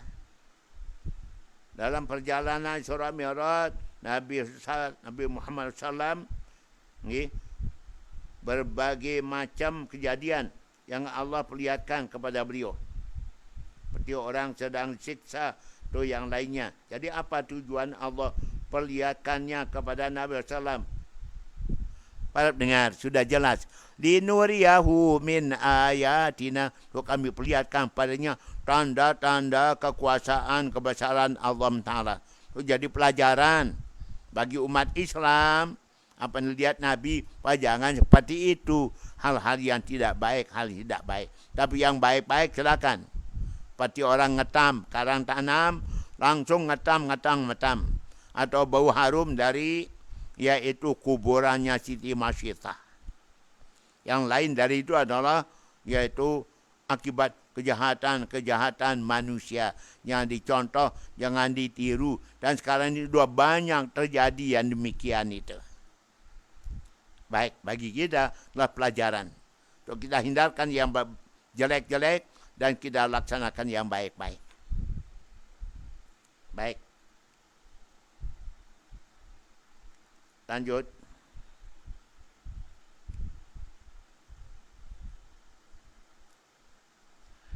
Iya. Hamba Allah bertanya perihal hukum seorang isteri yang minta cerai pada suami karena sudah tidak tahan dengan perlakuan suami selama berumah tangga. Selama membina rumah tangga, seorang isteri selalu mendapatkan perlakuan dan ucapan yang tidak baik.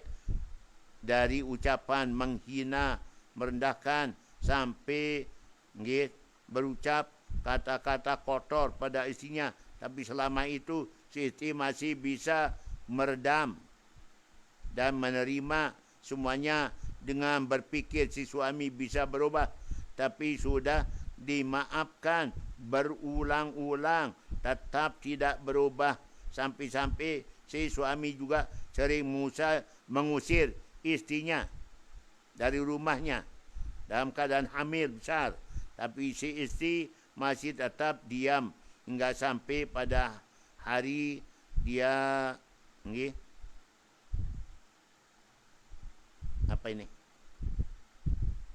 hari di mana seorang istri mendapatkan tamparan dari suaminya gara-gara tidak sengaja mencubit bibir suami karena lagi mencabut kumisnya. Masya Allah. Gitu si istri tetap bertahan hingga waktu tibanya si istri mendapatkan chat di suami dengan wanita lain.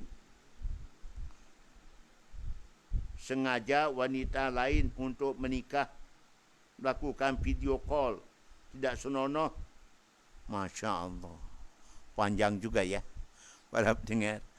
Mau cerai silakan. Gugat cerai pengadilan. Biar resmi dapat surat cerai. Enggak nanti kalau mau kawin suami atau istri mudah. Kenapa? Sudah dapat surat cerai. Dan nanti di pengadilan dipertimbangkan. Si suami tidak tanggung jawab. Suami yang semena-mena bisa nanti dapat pelajaran, nasihat, disadarkan oleh Pak Hakim, oleh Ketua Pengadilan. Sehingga dia jadi sadar, insaf, tobat, berubah. Kalau tidak demikian, jangan. Cerai diam-diam. Tidak resmi. Yang ujungnya nanti penyesalan bagi si wanita dengan anaknya. Itu dia, kan itu perlu melalui pengadilan agama. Sudah dibentuk pemerintah biar ada keadilan situ. Si laki-laki tidak sewenang-wenang. Si perempuan tidak menderita sendirian. Nanti dipertimbangkan sematang-matangnya. Demikian, silakan melalui pengadilan. Kalau memang sudah mana tahan terhadap suami yang tidak tanggung jawab, suami yang kejam. Khairukum li ahli wa na khairukum li ahli. Ma qaraman nisa ila karim wa ma ahanahunna ila laim. Baik-baik kalian adalah orang paling baik sama istrinya, keluarganya. Aku manusia yang paling baik sama keluargaku. Tiada muliakan istri melainkan orang mulia. Tiada menghina, merendahkan istri melainkan orang hina dan rendah di sisi Allah Ta'ala. Tuh, mari renungkan hadis Nabi niki. Masya Allah. Jangan sampai jadi nggih. Nauzubillah min dzalika. Baik.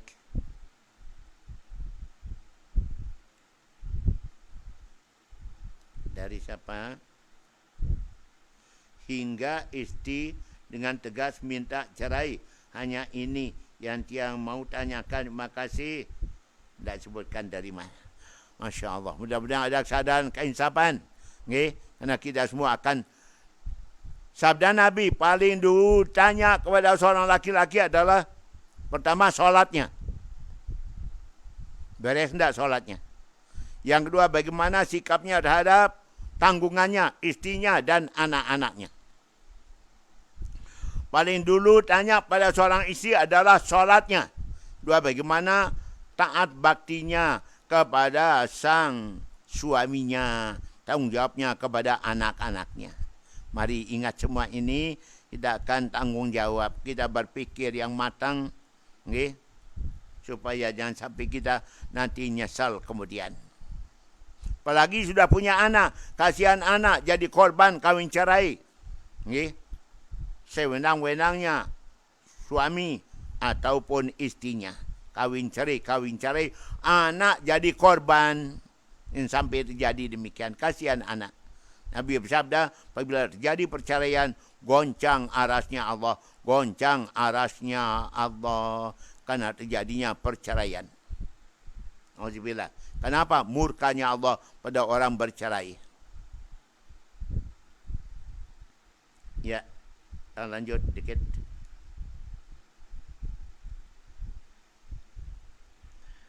Terima kasih ada doanya. Okay. Yang mau tanya gimana hukumnya tak solat memakai parfum walaupun sedikit alkoholnya dari peringgasalah. Alkohol sekarang dibikin dari bahan yang suci. Dari biji-bijian, dari buah-buahan, dari daun-daunan. Bukan seperti zaman dahulu alkoholnya dibikin dari kotoran sapi. Kemudian itu nanti dibuat demikian sehingga dia punya uap itu jadi alkohol. Sekarang tidak demikian. Ada saya punya sebuah buku. Dari rektor UIN Surabaya. Orangnya profesor, doktor. Jelaskan tentang yaitu alkohol sekarang ini. Alkohol sekarang dibikin dari buah-buahan. Dari biji-bijian. Dari daun-daunan.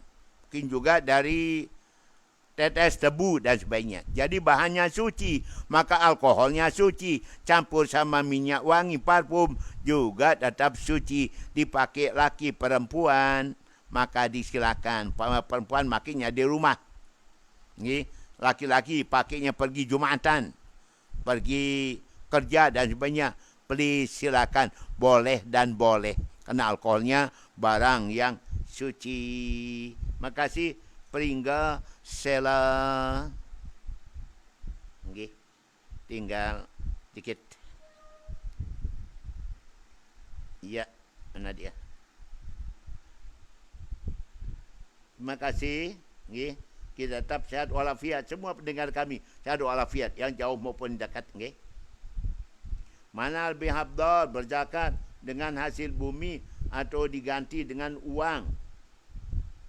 Makasih. Mestinya, okay, kita berzakat padi dengan padi. Tapi zaman sekarang kan orang tak mau repot-repot. Biaya untuk membawanya dan sebagainya. Maka karena orang nerima zakat lebih senang pakai uang, ya kita uangkan. Kita uangkan padi yang kita zakatkan itu atas persetujuan mereka yang berhak menerima zakat. Karena mereka tidak sanggup untuk membawanya pulang, pergi menjualnya dan lain sebagainya. Kita sebagai orang berzakat menjualnya. Kemudian harganya itu kita serahkan pada mereka berhak menerima zakat. Lebih bagus, lebih mudah, lebih gampang, lebih meringankan bagi mereka yang menerima zakatnya. Mereka akan lebih senang. Bunda Wulia Loyok. Oh iya, terima kasih Ibu di Loyok. Masya Allah. Baik, para pendengar yang dirahmati Allah, saya tinggal satu aja. Dari hamba Allah. Jadi pemimpin itu tidak boleh kalau belum menikah. Gimana kalau jadi Pak Kades atau kepala desa? Masya Allah. Para pendengar, jadi pemimpin harus sudah kawin. Ada aturannya, ada undang-undangnya. Hingga seorang yang belum kawin belum boleh jadi pemimpin. Entah itu jadi kepala desa, jadi kepala lingkungan, atau yaitu kadus dan sebagainya. Tidak ada ketentuan seperti itu. Yang penting orangnya itu mampu, tanggung jawab, pandai, pintar, seperti sifatnya Nabi. Yaitu siddiq, amanah, tabligh, fatonah. Nah, walaupun dia belum kahwin, siapa tahu belum jodoh, siapa tahu belum ada yang mau dengan dia, atau dia sendiri yang belum berminat kahwin. Tapi dia sudah memenuhi syarat jadi pemimpin. Siddiq, amanah, tabligh, fatonah. Jujur orangnya, amanah orangnya, pintar orangnya. Kemudian siddiq, amanah orangnya, tabligh, menyampaikan apa adanya. Jadi tidak ada dusta di antara kita. Fatonah orang yang cerdas. Insya Allah dia bisa berhasil walaupun belum kahwin. Ya paling baik, alangkah indahnya kalau dia sudah pada berkeluarga, dengan demikian tenang hatinya jadi pemimpin gitu. Tapi kalau ternyata dia belum kahwin tapi dia mampu, tentu bagus juga. Yang penting dia punya kemampuan untuk jadi pemimpin yang adil, yang arif, yang bijaksana. Moga mimpin kita nanti orang-orang yang adil, arif, bijaksana, siddiq, amanah, tabligh tanpa fatonah. Amin. Allahumma amin. Sampai di sini para pendengar yang dirahmati Allah, kita berjumpa. Moga-moga kita berjumpa pada waktu yang akan datang melalui waktu dan gelombang yang sama. Tapi saya masih ada tinggal berapa pertanyaan belum kita jawab. Mudah-mudahan nanti kita bisa ketemu lagi. Amin. Allahumma amin. Makasih. Wallahu a'lamu bis-shawab. Wallahu muwaffiq wal hadi la sabila rasyad. Wassalamualaikum warahmatullahi wabarakatuh.